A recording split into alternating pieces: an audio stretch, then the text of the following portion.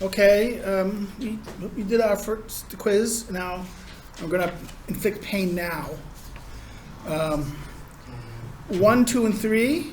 Okay, the three things. What characterize the modern state versus that? Well, it's A, B, and E. A, B, and E, which is unitary construction, centralized, and artificial or constructed wholly by man. The classical one was organic. It was decentralized, and it was composed of very discrete parts. Right. So it's the opposite of the state. The state is centralized. It is unitary, and it's artificial construction, wholly constructed by man, wholly arbitrary. Okay, number 4. Well, what legitimates the social contract that underlies the logic of the modern state? And that is consent. Consent is the structure of the modern structure.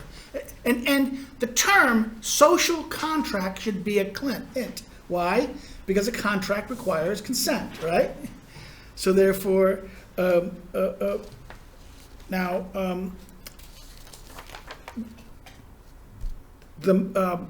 the modern state, you can say, well, what about what Machiavelli was doing force and fraud? No, he's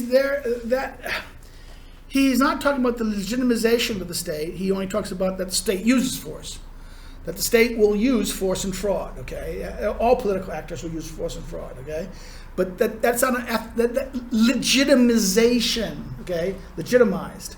What makes it legitimate? What makes it just? Consent. Not religion, not violence, not force and fraud. Now, Weber's definition, the next 3 are the 3 points of Weber's definition of states. Now, I'm going to have to go through your things. I saw some things that could be count, like institutions could count technically, but usually the rule should be, the basic definition is within the term. He said, what is it? It's the state is a people that is governed over by, that has control over territory, and that exercises the legitimate use of violence, right? So it should be a people, a territory, and the exercising of legitimate violence. Okay? Or sovereignty. If you use sovereignty, that's the exercising of legitimate violence. Okay? Sovereignty could be legitimate. And institutions, you could say, but you should have at least people and territory. Okay, so if you don't have people and territory, that's important, because that's the people and a territory. If you don't have people, that's not a state. You know, okay. If there's no people, there's no state. And next one is the max. What are the 3 sources of legitimization of authority, or the type of rule? Right. This is the type of rule argument. Now this is what? Traditional, charismatic, legalism. Okay, that is. Now I bet some people flipped it around, right? That's sometimes happening. But so that is the nature of the quiz. Again, that's why I give you more quizzes. Why? Because this reduces. Okay, the more quizzes he's late, so he misses the quiz. The more. You need to sign in the sheet, please. So come. The danger here, from this point of view, in the quizzes, the fewer they are, the higher the risk out of every one, right? So by having more, you reduce your risk. That's why it's good to give lots of quizzes, because if you do better in one quiz, it won't hurt. But if you only have one test and you do bad on it, right? So therefore, this is why I emphasize this. And trust me, things on the quiz will be on the final. So therefore, in other words, this is preparing you for the final exam, okay? So again, that's the purpose of why I do it the logic, I do it the way. So don't think it's kind of arbitrary, and I like doing this because I don't like doing it. I have to grade it, that's... Okay, today, week 5, we're kind of repeating some stuff, and we're gonna continue on and talk about the nation a little bit, and particularly Bobbitt's evolutionary model, and then we will go on further to talk about today's lecture about founders, okay? The founder reading was very small, right? It was a little bit of The Prince, where he talked about certain chapters of The Prince. I think it was even, what was it, one chapter of The Prince? What is it? Where is my text? I have to be careful because I say something, I'm getting old enough that I always have to verify, because I said something one day and I forgot I was, it's today's on Founders of States. We continue on Barbet. We do Prince chapter 6 to 11, which is the end of the princes. Now, we'll talk about Machiavelli a little bit, because that's a very good key thing. And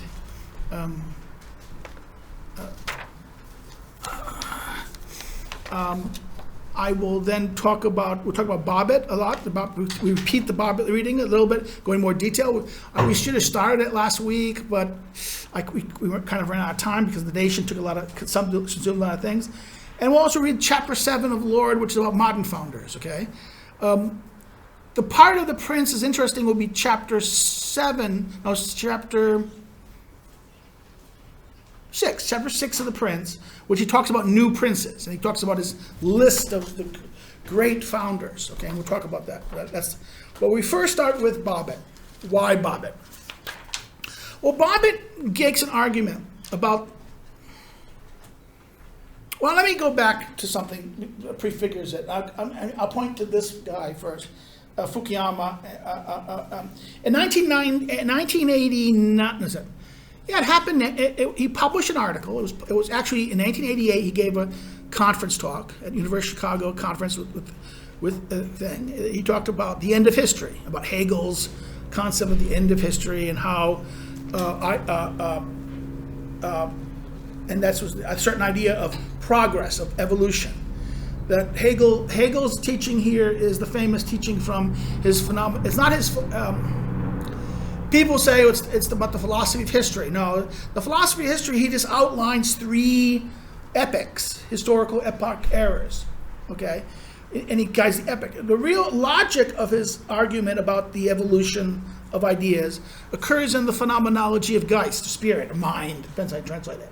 The phenomenology of Geist, which means spirit, or ghost, or mind, okay? In that thing, he speaks of the thing called the master-slave dialectic. That in history, and there is this tension between ruler and ruled, this fundamental tension of history, where, and also this is about freedom also. The question of, this is the question of who's free. In the beginning of time, no one's free, okay, zero, no one's free. Then one person is free. The king, ruler, or the God-man, okay? Then what happens is few become free. Then more become free. Then many become free. Then all become free, okay? And that this is the dialectic process, the dialectic between this tension of freedom and unfreedom, between the ruler and ruled, okay? And he argues that in time there's these historic epochs, where the Greek world was when the Greco-Roman world, the pre-Greek world were these king men, who were these men who just ruled over people as kings, and the people just followed them, okay? Those are the pre-Greek world. Then the Greek world is the rise of the city, the rise of political life, where few are free. The citizens, who are few, most are slaves, okay? The greater proportion of populations are slaves and subjects, not freemen. But all freemen are citizens, so it's fewer things. Then what happens is the expansion of this. The Roman era expands on the size of things. The Roman Empire brings this, and it becomes the transition of one thing to this, the Roman historical era, okay? And then when he talks about this, the Roman era goes into feudalism, okay? You'd even say the feudal period is this period, where more are free. And then finally with the Germanic period, which includes some aspects of the later Middle Ages, and also the rise of the nation state, is the highlight of what we say the modern world, you say. The end of the late feudalistic period and the birth of the modern world. This is the Germanic. Hegel, of course, Hegel, Germanic.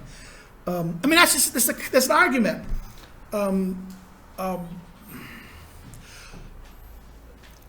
it's Tacitus in his Germanicus. You know who Tacitus is, don't you? The Roman general, the writer, historian. He wrote a book. He gave one of the best accounts of the emperors, okay, the histories and the annals. 2 accounts of the Roman emperors. And actually, he predates the cynicism of those accounts. Kind of, when they were rediscovered and massively published, they kind of are pre-Machiavellian Machiavelli, okay? In fact, Machiavelli will make use of the annals in his account of the Roman Caesars in the later chapter, okay? Wickedness, on the account of wickedness. But what's important about Tacitus in Germanica said that the freedom, the spirit of freedom, was found in the German forests. And if you understand, this thesis also was embraced by people like Montesquieu, Lord Acton. This idea of the Germanic or the Vikings, the idea of the Vikings. Remember, it's it's the Vikings who create modern England. How? Because the Normans, they created the Normans. The Normans ruled many kingdoms all through that. Also, remember the Vikings created the Rus. No Vikings, no Rus, right? The Vikings, so this idea that the Germanic, Nordic thing has this vitality that creates the modern, this idea of this new European, this new moment in human history, okay? This is present. So therefore, this idea that in other words, certain types of human types emerge that produces certain ways of life and certain culture, certain value. Now, the argument is this tends to lead to the belief that this leads to a dangerous belief. This is why some people argue this is very dangerous, that there is a superiority of one people over another people. Some people who are born to be slaves and some people are born to be masters. The Greeks even held this position. Remember, the Greeks always thought that the non-Greeks, the barbarian, that's what barbarian means in Greek, not Greek. If you're a Greek, you're civilized. But if you're not Greek, there was one exception to that rule. The Carthaginians, who were technically were Philistines. They were once time a part of the. They were a people of the. And that's another myth that Palestine, Philistine, no connection. The Philistines were a people that were probably tied to a commercial empire that collapsed. That was probably Atlantis. You know, the story of myth about Atlantis, right? This the great flood, and that there was a great empire who ruled the world, who ruled the Mediterranean, and then a great disaster happened, and everything went to chaos, right? And that these Phoenician peoples survived at Carthage, and it grew it created a big civilization that Rome would ultimately have to destroy. Okay, the Greeks would say, and in fact, Aristotle in his Politics, book 2, he will name of the 3 ideal cities, the 3 cities who are considered best run: Sparta, Crete, Greek cities, right? And then the next city he thinks good run, Carthage. So therefore, even Aristotle would say a barbarian city counts as the best. But technically, the Greeks would see the barbarians as should be masters. Now, why do I mention this? Because Hegel's idea of this history. This guy, Francis Fukuyama, a failed academic who was working at Rand Foundation, who was writing research papers on democracy and democratization and about things, took a lecture. He gave a lecture about the end of history, and that this article was published in the National Interest on, I think it was November 1989. What happened then? 1989, October 1989. November 9th, 1989.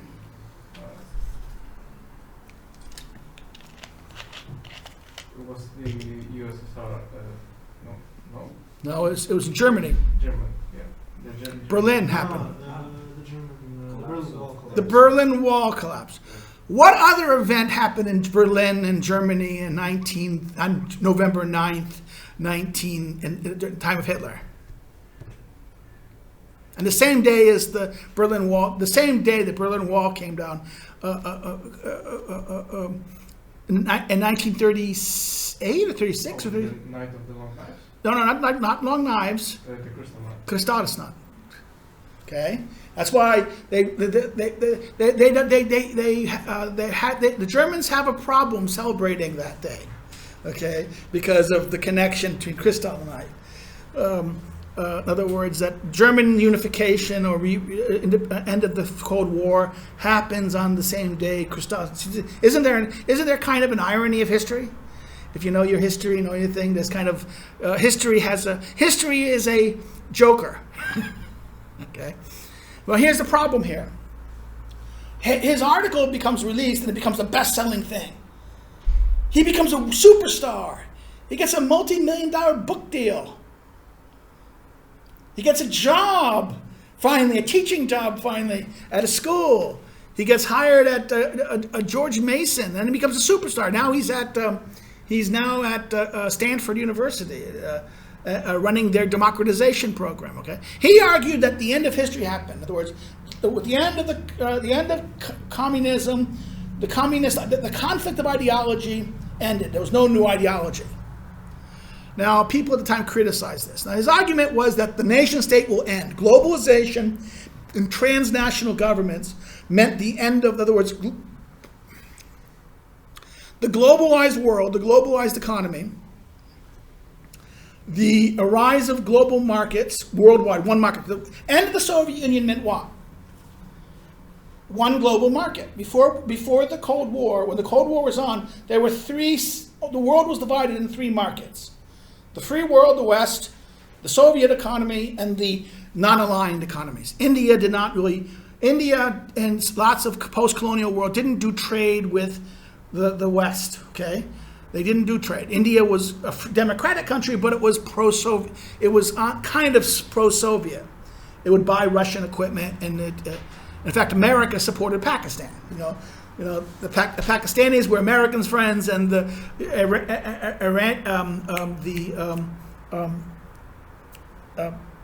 Indians were Russian friends. And still are to this great day. They buy their equipment.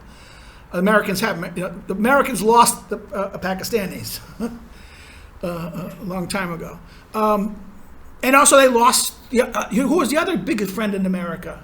Who was the best friend in the Middle East of America? What? In the Middle East, who was the best friend of America? The 1950s, 60s? What? Israel. America was never really close to Israel. We only started giving Israel equipment after this place collapsed. This used to be a friend, and now it's our biggest enemy.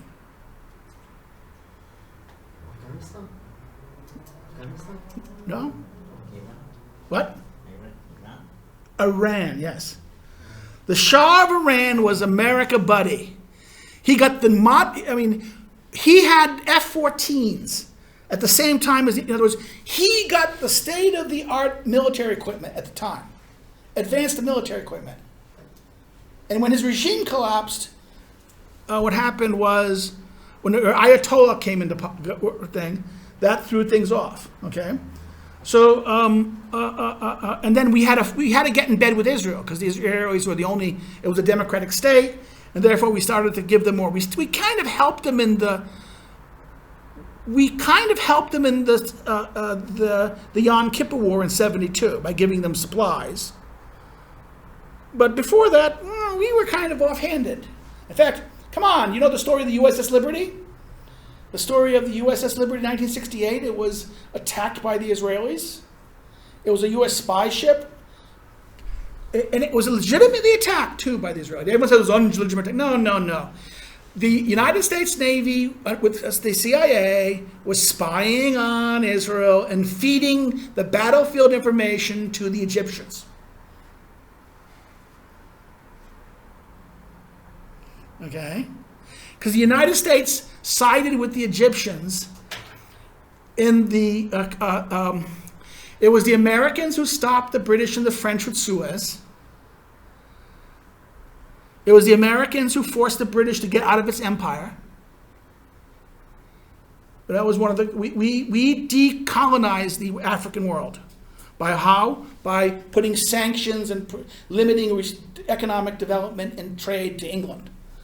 Because one of the fundamental American foreign policy positions through the later half of the 19th century and 20th century was decolonization. Okay? So therefore there's a fundamental, this is the fundamental problem, that once our ally kind of lost, became our enemy, and there are not many other friends you have out there, you're forced to get in bed with people that you didn't like before. Okay, and that's the reality. That's the thing of that. So Fukuyama's thing gives us an idea of this evolution. Now he thought nation states will evolve into regional states and then a world state. Following this Russian writer, Alexander Kojève, he argued that the evolutionary process of the state, the nature of the state itself, the logic of the state, being it's based on will, right? It's globalizing by its very nature. So therefore, there will be a world state eventually. It's just only the logical. What prevents it now? Consent. The lack of consent. Why? Because languages are different. People have different identities. People have different things. As globalization, what does globalization do? Globalization destroys those things. Globalization will destroy different languages. There'll be one global language. Why? Come on, economics. Because they're competing for what language will be more effective to be the language of business and trade and commerce and industry and government. And what will happen is those people who have that language will advance the chain of leadership. And therefore, this is a process, this evolutionary process. The evolutionary process of, therefore, once you have a global system of transnational institutions, which have institutional logics and things that interfere with all of a sudden overrule nation states, put restraints like the EU. Come on, the EU, what is the EU? It's a transnational structure. It's a state, but it's a state pretending it ain't a state. Okay, this is the ridiculous aspect of it, and that's why it's such an absurd thing, because it violates the logic of states, but at the same time it insists it's not a state, right? But it regulates, it taxes, it controls, it micromanages economies and trade and things like this. Citizenship, it defines even. So therefore you have the structure of these regional governments that then will turn global governments. Only the time as time evolves and commerce and interdependency grows, you'll get a globalized thing. So Fukuyama thought the end of the world state. That's the whole argument. Now, Bobbitt gives an alternative answer. Bobbitt gives a better answer than why it evolves and how it evolves. Now, he thought it was going to be market state. I think it's the regional state. I think it goes to regional state and then global state. It will follow in other words, he gives a much better evolutionary account of why this happens, because he explains the transition from one stage to the next stage. And what happens here with this, and I think this is the only place where he gets it wrong, really, and that is he gets it wrong because it's not the market. He thinks the market is going to do it. No. The market will create the new environment. In other words, the global market will create the new environment by which the state will come in. The new state, the new form of the state comes in. Because what he said the state evolved previously because of the interplay of certain things. It interplayed military force, the use of militaries, right? Constitution, in other words, military, economics, and these factors, law systems, legal systems, administration systems, these systems change. Innovations happen, military innovation, and come on, this is the great innovation. You don't think iron ships changed the world? Just think about that. Before the creation of metal ships, steel ships, iron and steel ships, right? The ships were made from what? Wood, can any wood produce shipwood? No. Where does that, therefore there are certain places in the world that produces this. If you control those places and control that territory, you have the ability to have a navy, and that other people don't have a navy. It's all about who has the wood to build the navy, and how much wood do you have. Okay? Now, with the move from wood to steel, what changes? Anyone can have a navy. The Italians now can have a navy. The Germans can have a navy.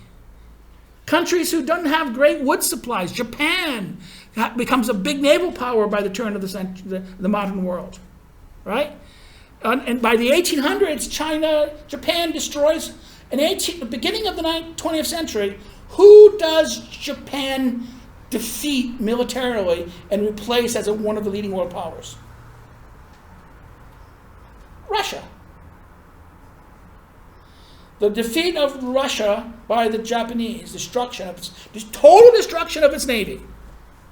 The only fleet that was left alive was its Baltic fleet, which was a piece of joke. It couldn't float in fact, it almost started a war with Britain, because when it went to go to, there's a story of the Grand Banks case, where the Russian ships, the Baltic fleet, was going to try to circumnavigate the world to go to attack the Japanese. They just lost their fleet. The Pacific fleet was destroyed. Okay, so they're going to do this, and then they see these boats. And they think they're off the British Islands, off the Grand Banks. And they say, "Oh, these are, my God, these must be what?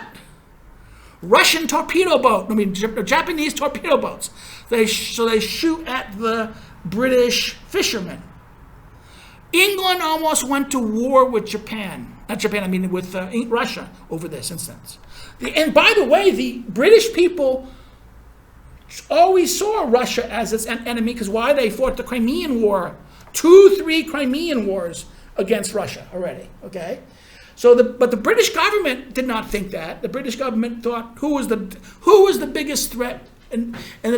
Starting in 1911, 1908, 1911, who did the British think was the greatest threat? Germans. Because why? The German Navy was coming up and competing with the Germans. Kaiser Wilhelm's wonderful Navy. All of a sudden, Germany was competing with Britain with its Navy. And this scared the shit out of the British. So what happened? Well, the British government had to calm the people down, because the people were demanding a war with Russia because they attacked the ships. So the British government negotiated an agreement at the World Court, which becomes the Hague, which will be an arbitration to deal with the Grand Banks case. This is a famous court case, Hague case. It's a treaty of international law about paying the ship damage. The Russian government had to pay back the damage it did to the British merchantmen. And therefore, big legal victory at the Hague appeased the British public, okay? They didn't want a war at that point. But they didn't want a war because if they went to war with Russia, that would have been very bad, because who would have benefited in a war from Russia with Britain with attacking Russia? Who benefits? The Germans. And that's what they couldn't stand. So therefore, that's why this idea about these structures of things, you have to understand that therefore state structures and institutions. The biggest innovation if you know your military history or anything like this, until the invention of the gunpowder, not invention, but use of gunpowder in cannons in around the 14th century, what country was the big dominant military power of Europe that kicked everyone's ass? Particularly the French ass. English. Why? What was the secret weapon? Longbow. What was the secret of the longbow? You had to trust the people. In other words, you had to have a yeomanry that was educated enough and trained enough, and you trusted them enough to be armed. The French and most European, even the Scots didn't trust their people. The Scots and the Welsh didn't arm the Welsh were under British control. But the Irish and the Scots never trusted their people with longbow. Because why? It's too dangerous. If the people have longbows, they can easily kill knights. Because a longbow will go through what plate armor. You could kill a knight at distance. You do a longbow aimed like this at that level, coming up down like this, will penetrate most armor of that time. You killed the knights. And also, if you learned other infantry tactic, pike, discipline, infantry always defeat horse. Okay, infantry always defeats horse. So if you keep your discipline and you follow the tactics of infantry discipline, don't break ranks, keep your pike out there, keep your swords ready to when they come through, then you just gut people with shield and sword. And then what you do, you dominate. And then arching, that was the first war. The infantry battle was Greek warfare, Greek-Roman warfare. Then archers, the modern longbow. That changed warfare. Then the next thing, cannon. The next thing, mobilized, mechanized equipment. Airplanes. Nuclear weapons. Okay? Every weapon evolution changes what? It changes, every change of military technology changes the political structure. It also changes the economic structure. In other words, if you don't have, the reason why the English could do that was because they had the English could have this longbowman class. Because why? Because they had a population that was completely different. In other words, people think medieval England was like medieval France and medieval Poland. Peasants everywhere. No. The peasants, the farming classes, or the people you call farming people, right, were not. They didn't stay home in their. They were much more like people in the 16th century in the continent. The yeomanry was much higher. The yeomanry was not necessarily owners of land. They were often renters of land. The English had a much more modern agricultural economy and trade economy. People would sell their labor, and contracting was a thing that was very rare in the continent until the 15th and 16th century, was very common in England in the 10th and 12th century. Between the 10th and 11th and 12th century. So if you know that, if you look at the historical record, and we know this because the Norman conquest forced the English to keep good records. So we have such wonderful records from the medieval, post-Norman period in England about contracts. Any contract had to be recorded at the church. You're going to sell your property or give you service or pay a debt, and you need a priest to write the contract. The priest would keep a record of it. There's a record of it. So we notice that the way of England was a situation where you had a middle class in that sense. That was much. That wasn't middle class in terms of urbanized thing, but it was these people who weren't completely poor, who had enough means in order to live and be trained. And remember that at first the English didn't trust them. The Normans didn't trust them. They killed them. I mean, honestly, what the Russians want to do to Ukraine, the Normans did to England, Anglo-Saxon England. It exterminated it. In fact, this is one thing we have to tell about development of nation states. Most nation states of Europe developed through genocide and mass murder. I mean, this is why I always get angry at my friends in government circles who talk about political development in the third world. They think it's, kumbaya, it's going to be, let's democratize, bring democracy. I said, I'm sorry, if it took Europe 400 years, because we had a question, how many years, I was at a panel in 1999, and I was on a couple panels of this, and asking about if and I was not, sorry, not 99, sorry, 2003, about Afghanistan and Iraq. how long it will take democracy. And everyone said, 10 years, 50 years. I said 300, 400 years. Why? Because they don't have societies. You need to build societies. In order to build societies, you have to wipe out clans. You're going to have to kill a third of the population, I said. And they go, what do you mean? I said, no, that's honestly, you're going to have to do that. And I said, look at the history of France, look at the history of Spain, look at the history of England. Any developed nation state structure required lots of killing of populations who were not compliant with the national agenda. It was either, linguistically also.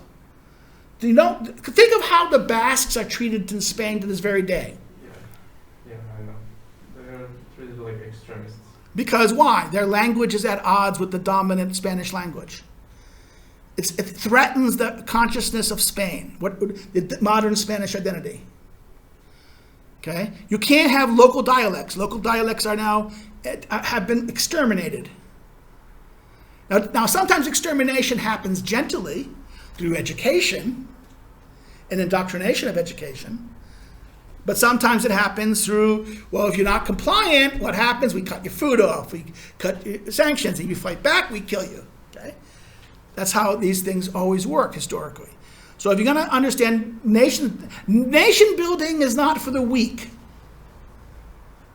That's why Americans aren't good at nation building, because most American people, you have to kill a lot of people. And most people don't have the stomach that's necessary to accomplish these things. That's the cold, scary fact of life. No one wants to say, oh my God, he's saying these outrageous things. Anyone who doesn't understand this is not being realistic, and what is going to happen? 20 years of billions of dollars, hundreds of billions of dollars spent in Afghanistan, and what do we get? We get the same Taliban running the place when we went there in the first place. And better armed. Understand? This was a travesty what happened. 20-year wasted. And that's going to be dangerous in America. Why?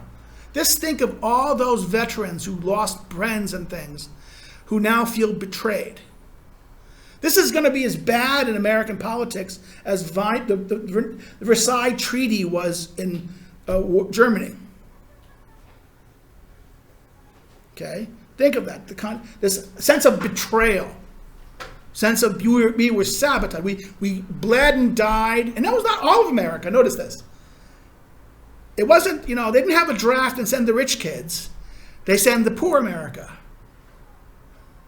I mean, the Vietnam War was the first class war. Afghanistan and Iraq was the second class war. Where the working people, minorities, and the elite, they didn't go, they didn't fight, they just smiled their way through it, living, the American people during the past 30 years, the upper class, middle class elite just smiled and lived very wealthy lives. And you don't think that's going to create divisions in the country? We'll talk about this next couple weeks when we talk about this. But now, back to the evolution problem. I should go here because this thing, princely state, the idea of a prince who forms a state, the kingly state, which is the king, dynastic. There's a dynasty. Once you have a king, there's a dynastic succession. Then there's a territorial state. The idea that there's, in other words, you have multiple territories you control. A prince who has a dynastic ruler, who then controls all these vast territories, like Prussia. Remember the king of Prussia. There's a joke about the king of Prussia. Come on. The Prussian king was an army that had a state. Prussia is an army with a state, with territory. It controlled first the Prus area of here, of now today's Kaliningrad, and there. It also controlled that. It took over Brandenburg. Then it took over all these lands. The Prince Frederick had a part of Switzerland. A little bit off Switzerland, near Geneva, that was a little island that was Frederick's territory. Okay? So therefore, he had all this territory over the thing under this idea of territorial state. The state has a territorial construction, that it can be far away, it's still your territory, under your thing. But the state is no longer merely this ruler in this dynastic situation. It's now all the territory under it. Okay. The next level is the state. This is a term that Bobbitt creates. State nation. What he's saying here, you have a state who takes possession of a nation. A dynastic territorial leader who takes control of a nation as a people, a national people. Ferdinand and he marries the Castilian Isabella, and what happens? They conquer all of Spain, unify Spain. Starts with I forget his name, the Charles, who was the Prince Charles, who was crowned king by Joan of Arc. He gets the first one. He becomes the first unifier of France. He's still weak because he still has to submit to the barons. It's Louis XIV that changes everything. Why? He makes the barons submit to him. All the aristocrats give up their power, and they do it. Why? For pleasure palace, for Versailles. They can party hardy in Versailles. So his ministers take over the administration of their duchies and territories. And when he says, le state c'est moi, I am the state, he's literally correct. He's the king. The dynastic state is his reign. And it controls a nation, France. Now, the moment of the next stage, the nation state, is when the nation takes possession of the state. This is like the French Revolution, or the people. In other words, they remove the power moves from that. The power of the state now is controlled by the nation or the populace. Popular sovereignty, the concept of popular sovereignty, the idea once that you have the concept of sovereignty in terms of the popular constructed will of those who construct it. And last, the market state that we talked about. Now, what's so important here is the Barber thesis is the interplay between strategic and constitutional innovations changes the constitutional orders of state. So therefore, the strategic, what is it? Strategic is what? Strategic involves military things, economic, trade, commerce, diplomacy and relations of things. Then what does it happen? Then constitutional innovations. In other words, the political form, the administration, the creation of the administration, how the administration is, law, legal systems, political bodies, and political institutions. In other words, going from elite control representation becomes merely those are the powerful elites to the people at large. Okay, there's changes in each one of those things, and as those changes happen, the constitutional order of the nature of the state changes with it. So there's an evolution, and I don't even go to the next stage. The competition among states themselves create conflict, which then in other words, a state that has evolved better and becomes, in other words, one state will evolve differently than the other state, adopt certain institutions, embrace new technologies, new ways of thinking. That what happens is what? They win in a conflict. These states fight each other, and the states that have the military and political advantage will tend to win. The economic, political, and military advantage will win over those who don't. So the evolution of the political system leads to a strategic advantage of one set of states over another set of states.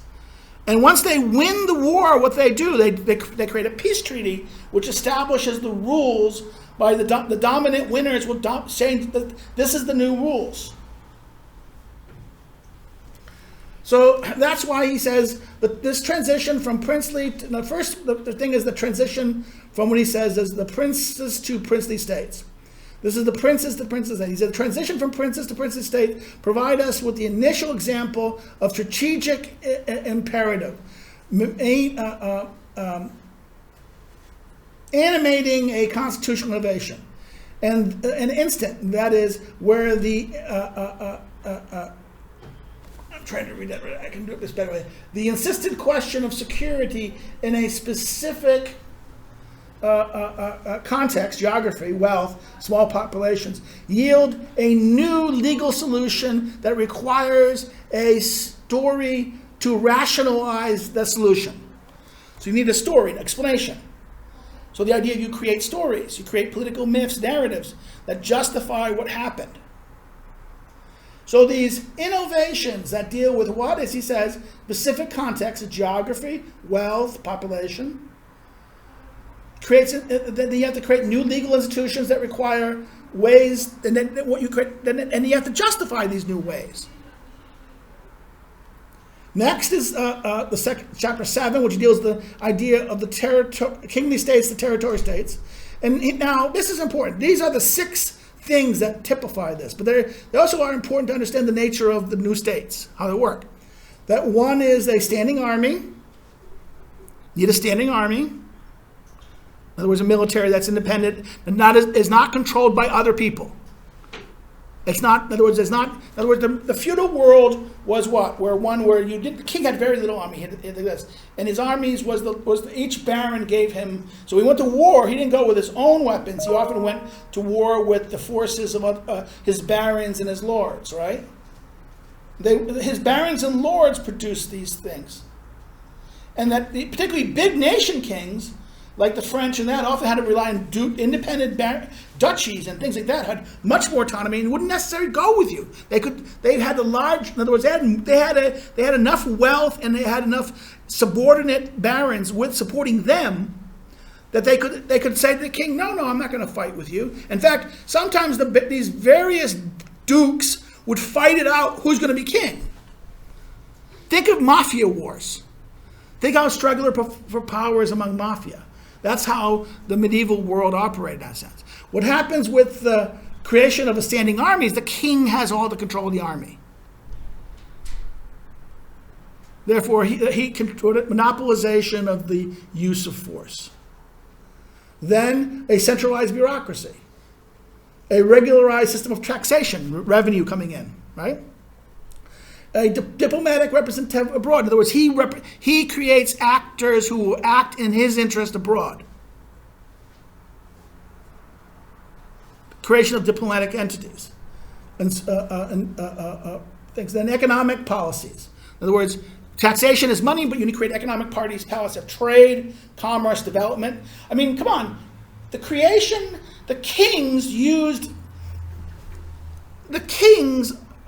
The most modern nation states developed. Why? Because what they do, they use commerce and trade. Why? Because commerce and trade, they didn't have to go to parliament for that money. Every king who used trade to what? Overcome. Remember, that's why the aristocrats hated. Aristocrats hate commerce. Why?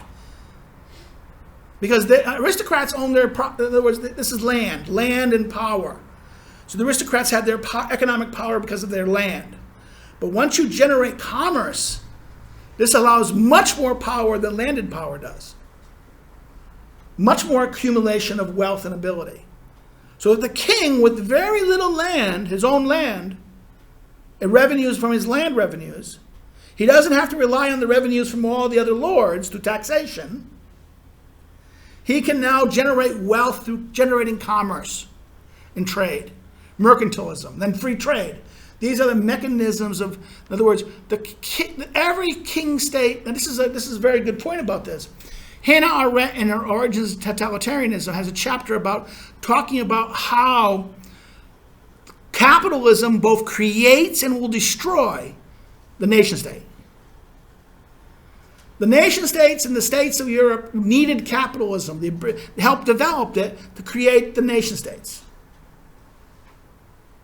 But what happened with capitalism will happen is markets will get saturated. So therefore the capital will want to go invest it elsewhere, outside of your territory. That's not good because the money isn't being spent in my place. It's developing some other place. So Karl Marx made a stupid argument. Marx and Lenin argued that capitalism was responsible for imperialism. No. Arendt makes the other argument. Arendt, I think she correctly does it. That Marx and Lenin argued that imperialism was the last resort of capitalism. No. It was the last attempt of the nation state to control itself, to control capitalism.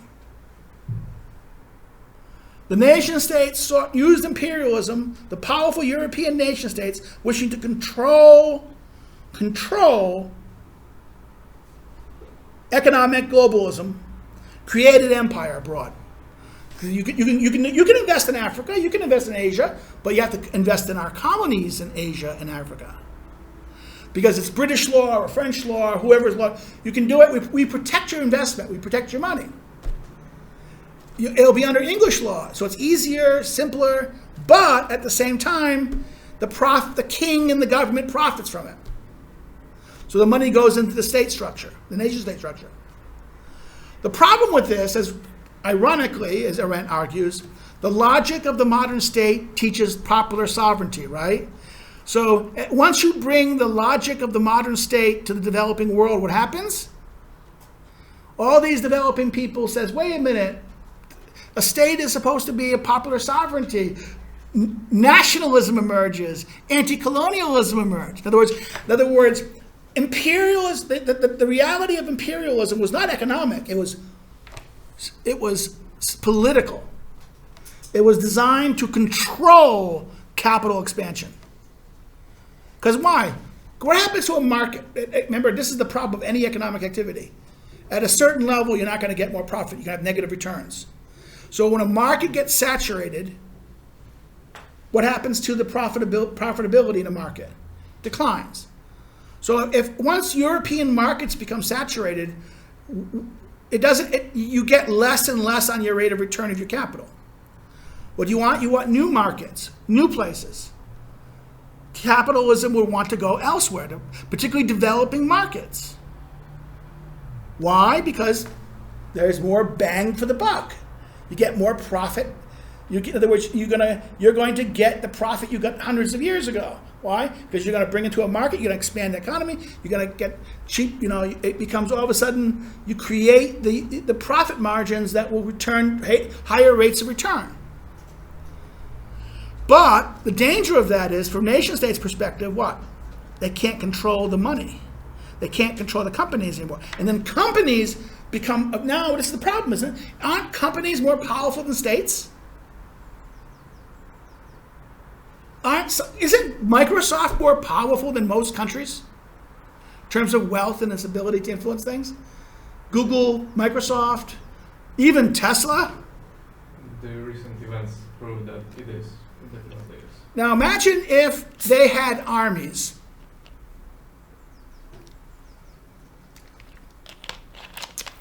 There's a great book, trilogy. In fact, Khan's Lord in a footnote talks about it.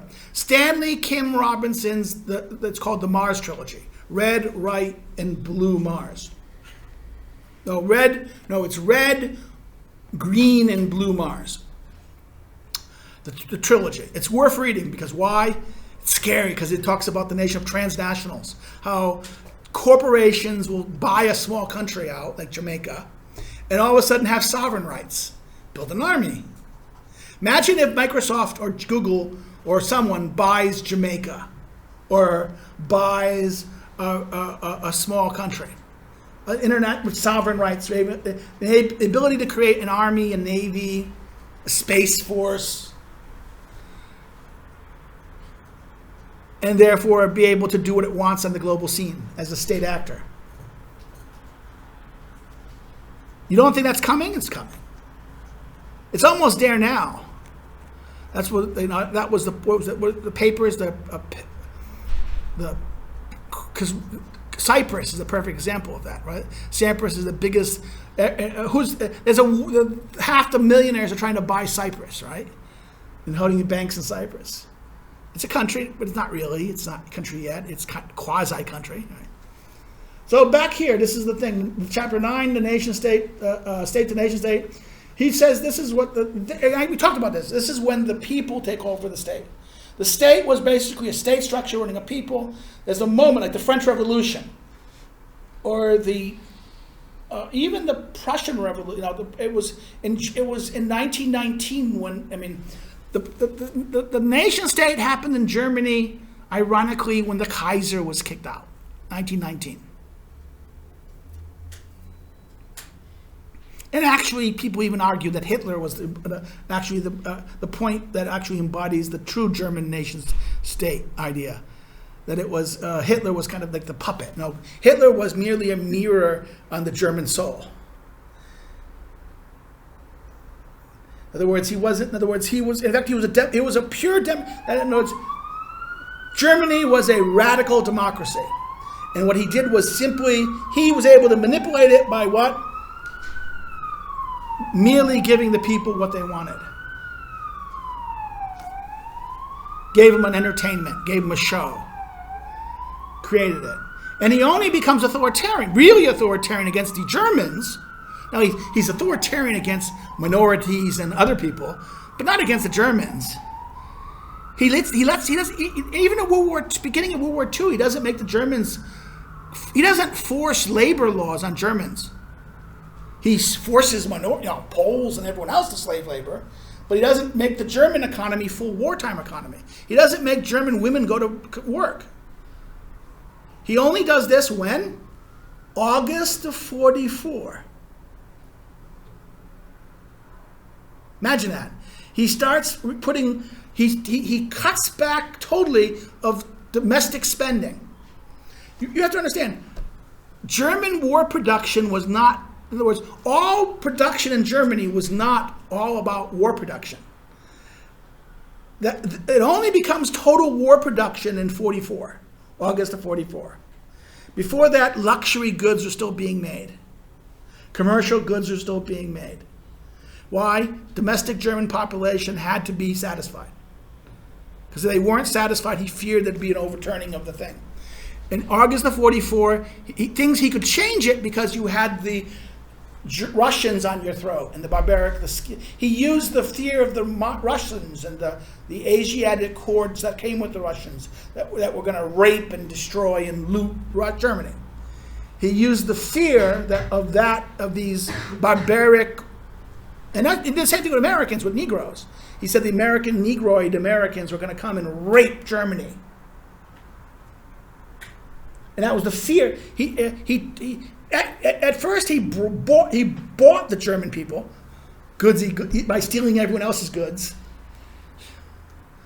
And then when he couldn't afford to buy anymore, he turned to fear.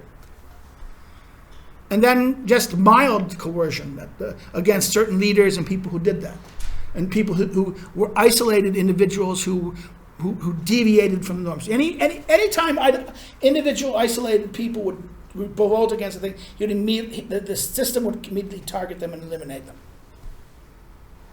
But he wouldn't. But if mass society did that would not have happened. He couldn't have done it. So therefore, again, this is the problem of nation states and states like this. This is the double side. Now, the two metaphors that help understand the state. That is, one is the state acts as a network. It acts as a network, conveying decisions made by responsible parties so that that it is both a medium of constitutional and strategic change, and also the expression of constitutional and strategic change. So it's a network. Second thing, the state depends on society. The state depends on society, the way a virus depends on the nuclear material of a cell, so that it is both made in time, has a birth, life, and decay, and made of time. That is, we know of it. It is a narrative of its morphology, the story of the adoption of the conditions of society. In other words, society and states are interdependent. They can very much tied to it. So it depends. The state depends on society. In fact, the state and society are simultaneous twins. When the state is created, the society is created, the state will be created at the same time. And this is the logic of Hobbes and Locke and Rousseau, Kant and Hegel. That state and society are the same social phenomena, but two dimensions of it. They're intertwined. So he says that in the state, the state is both composed of history, that it both it composes history and is composed of history. States are made by the facts of other people's. What is history? History is nothing more than the actions of other people and other actors. So states are made by the action of others and the actions of others, and state makes the actions. It creates actions, it creates things, and it also executes them in that sense. It carries them out. And this is at page, it continues there, and he goes, on page 177 of the reading, he says, every era asks, what is the state supposed to be doing? In other words, what is the state supposed to be doing? What's going to happen here? What should it do? The answer to this question provides us an indication of the grounds of the state legitimacy. For only when we know the purpose of the state can we say whether it is succeeding or not. To understand whether a state succeeds, you have to know what it's for. You have to understand what a state is for. What is the purpose of the state? What is it supposed to do? And then once you know what it's supposed to do, you can now understand whether it's succeeding or not. And over time, every time and every epoch, on every moment of development, has a different understanding of what is the state obligation. And judging whether it... Now there's a problem in this.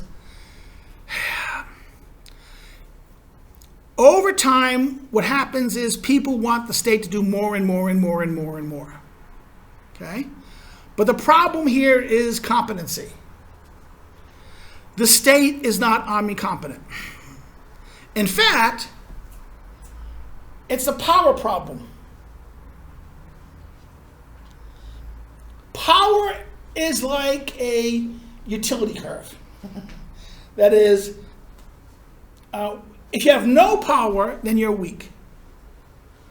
But if you have too much power, you are also weak because you become ineffective.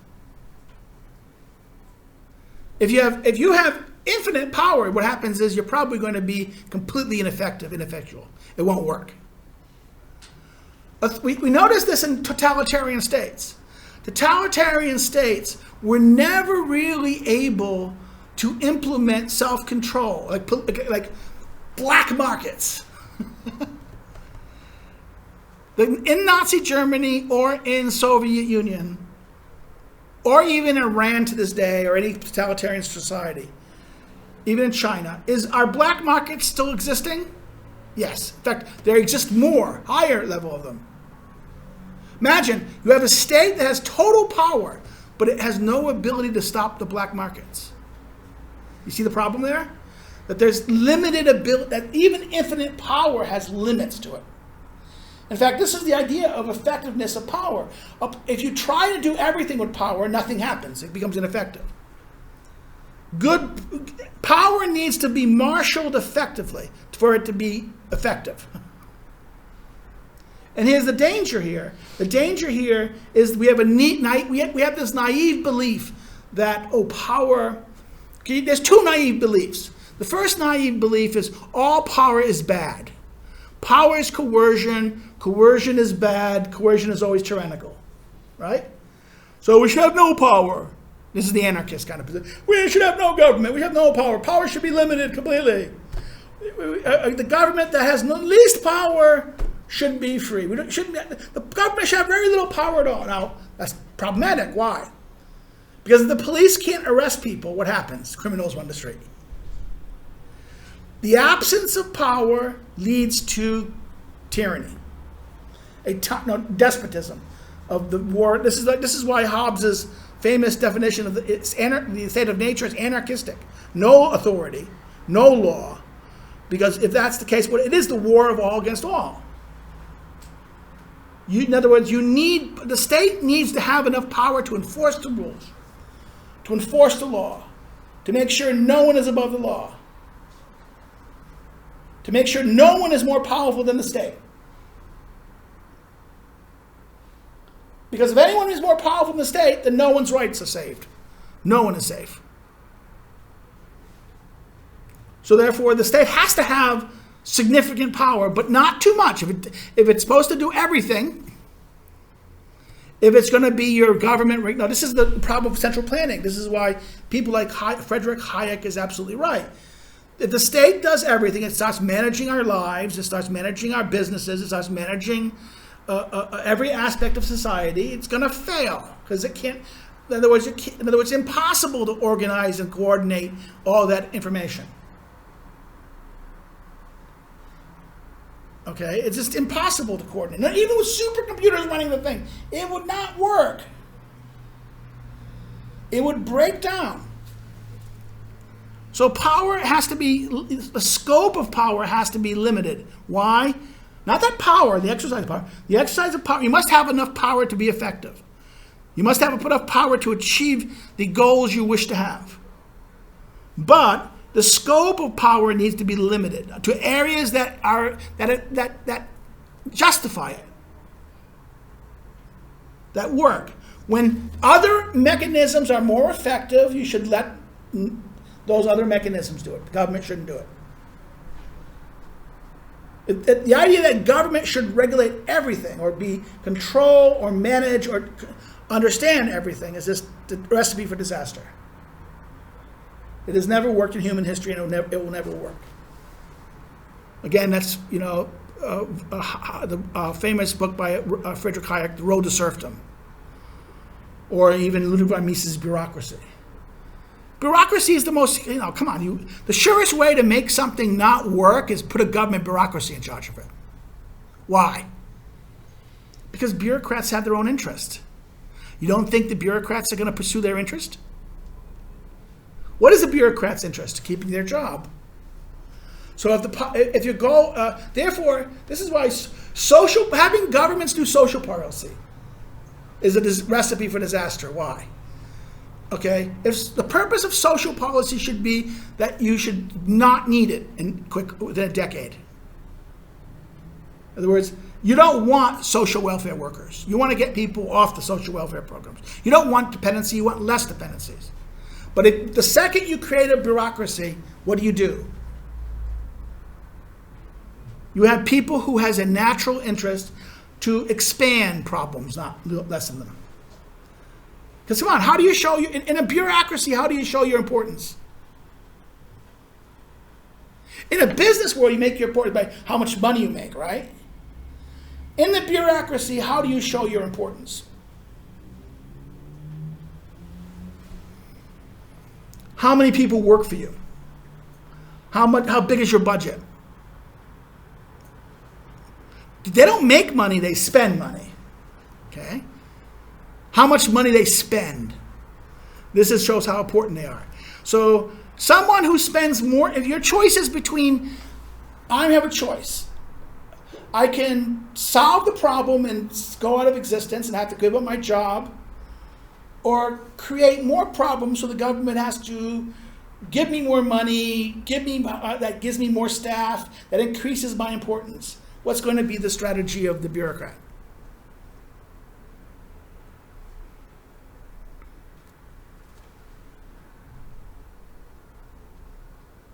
The surest way to ensure that something does not get solved, create a government agency to fix the problem.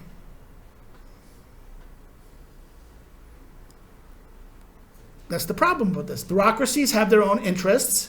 They have their own. Once you create an entity that has now the idea, this idea that the bureaucrat is this wonderful, or this specialist is this wonderful self-sacrificing person who has no own interest. He or she just merely does the common good. That's ludicrous. This is such a person does not exist. Every human person looks out for their own interest. So to assume that bureaucrats aren't going to do the same thing, you've created a moral hazard. So again, that's one of the problems here. Again, this is another thing about this. I read this thing about, there's no conclusions that the appearance of the nation state in the U.S. owing to the Civil War, in Europe owing to the unification of Germany, that was accompanied by the strategic style of total war. In other words, nation states love total war. The nation state loved total war. This is the conscript armies, democratic armies. Was accomplished a strategic style of total war. If the nation governed the state, the nation's welfare provided the state reason for being. When the enemy's nation must be destroyed. Indeed, that was the way to destroy the state. In other words, once you destroy the enemy's nation, you destroyed their state. They wouldn't have the resources. So total war. Not just, in other words, that's why. What is the logical bomb of a popular? What is the weapon system that really defines democratic times?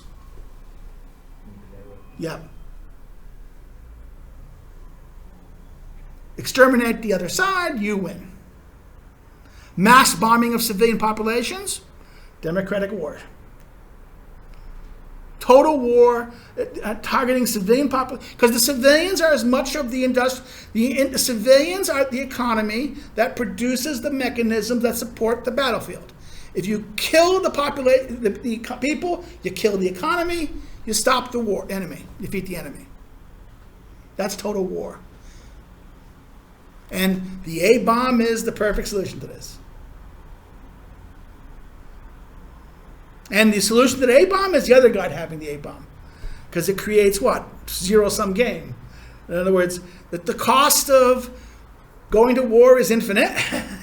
The likelihood of you can win and they're not going to retaliate is low.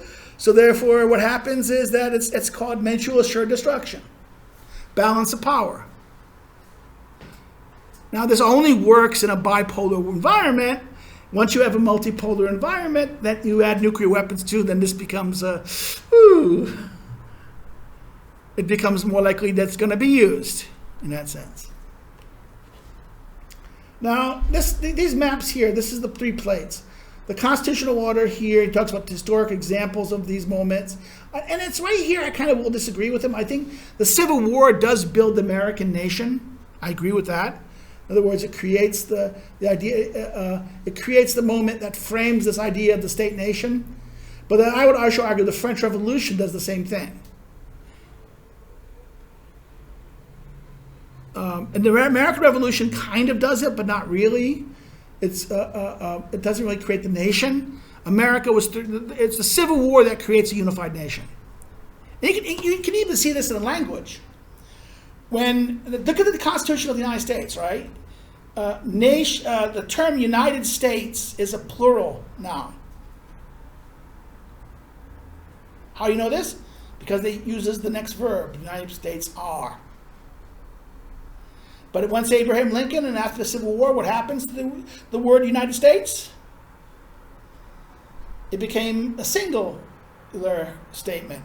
The United States is. The language changed. What was a union of states now became a nation, the argument is. That's the idea of that in that sense.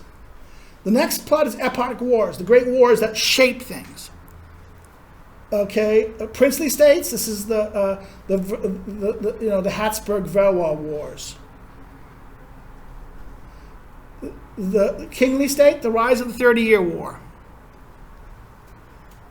The Valois Wars are basically the rise of the French against the English.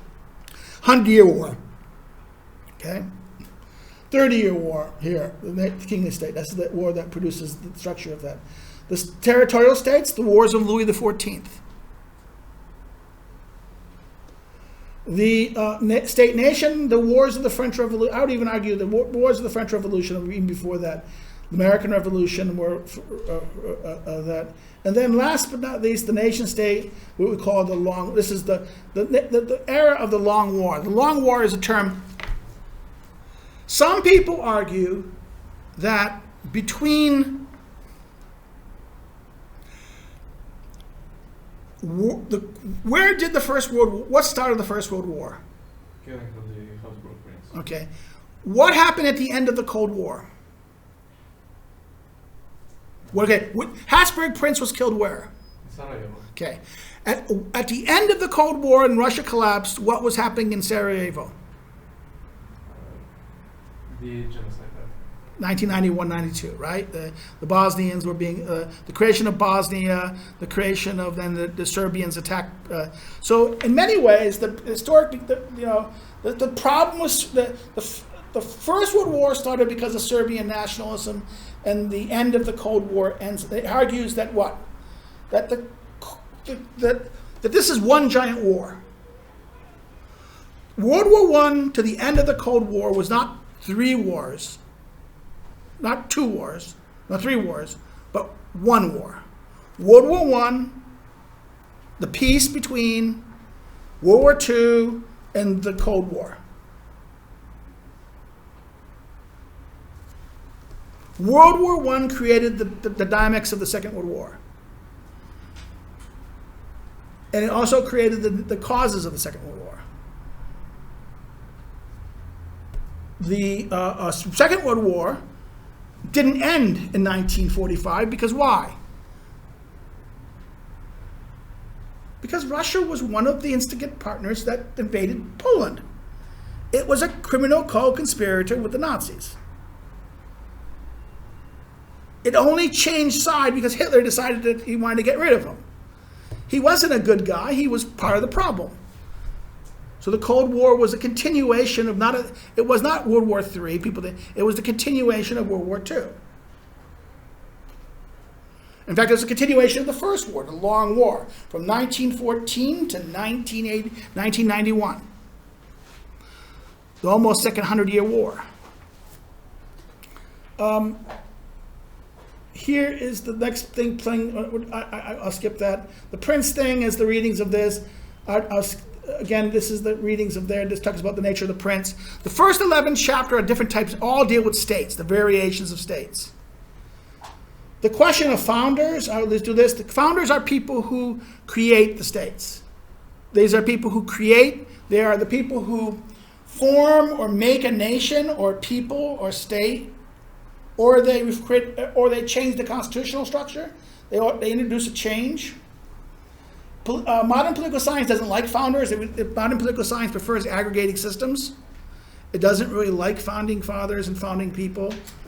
It prefers dealing with systemic systems and aggregation of data and structures. The older political science preferred it, but the older political science is kind of interesting because it focuses on those people, the actors who make and shape political orders, political bodies. Now, also the actors can also reframe or change the direction of a given political system, such as a nation, state, or even city, are also of interest and play a role very similar to that of founders. As I say, the traditional tradition of the founder was a legislator or lawgiver, those who give laws and those who give the laws of the people. Now, I'll turn to this, and this is the thing, we'll end on this. See, Machiavelli in chapter 6 of The Prince talks about 4 plus 1. 4 great men, the 4 great creations. Moses, Cyrus, Romulus, and Theseus.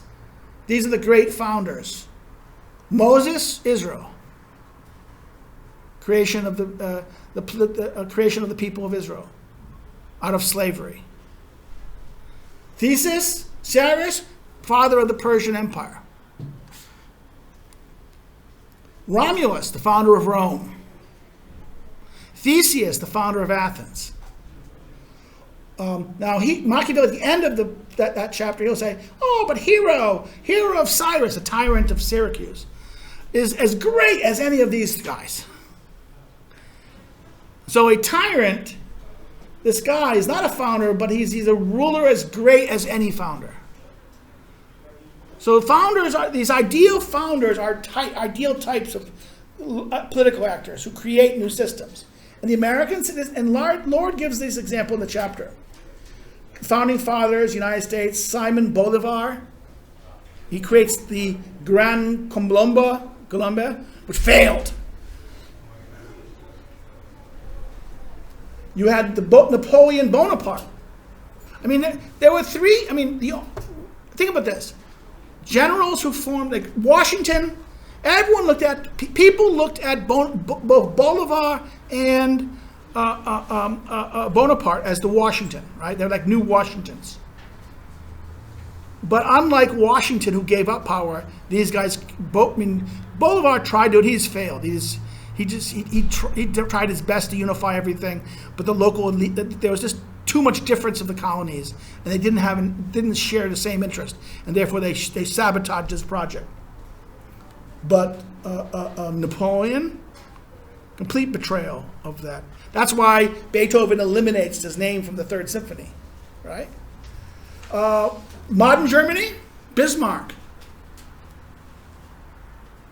Because what was Germany but these different states? He created unified Germany. For Italy, the modern Italy, same thing. The modern Italian nation. It's Victor Emmanuel and also this Count Cavour. Turkey, Ataturk. What was the other? No, Kemal Ataturk. Come on, Mustafa Kemal or Kemal Ataturk. He creates modern Turkey. Turkey was an empire, the Ottoman Empire, with many peoples. Haunts today the very nation. It was an empire. And what it replaces it creates a nation, the Turkey. Then the next one, Edward Charnazzi. Come on, last former Minister of Foreign Affairs of the Soviet Union. He creates modern Georgia, and it's a sad story. The story of the creation of modern Georgian state. His really the pathetic corruption that led to the. Now there was like the guy. Each of the three former Soviets had the same kind of story. Modern Russia, Yeltsin, right? This is the Lenin, the Soviet Union, Hitler, Third Reich, Khomeini, revolutionary Iran. Khomeini is a very much important shaper of a political order, and Charles de Gaulle is an example of another case. De Gaulle created the Fourth Republic. Remember, in 1950, he commits a coup.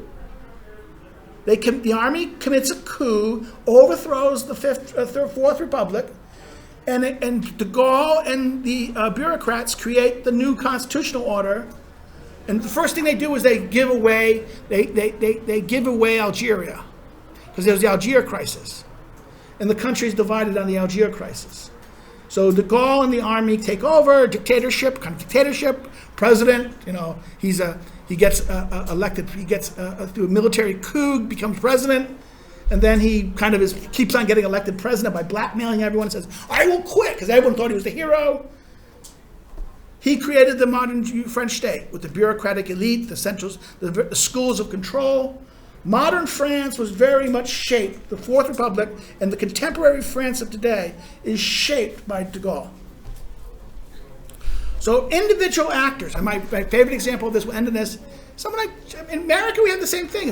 We have people, individual people, who their innovation in the bureaucracy creates a kingdom. Think of J. Edgar Hoover, a simple clerk working into the Justice Department, working for the Attorney General of a minor bureaucratic office, turns that office into the creation of the FBI. I'll stop. We're at our time. We will see each other.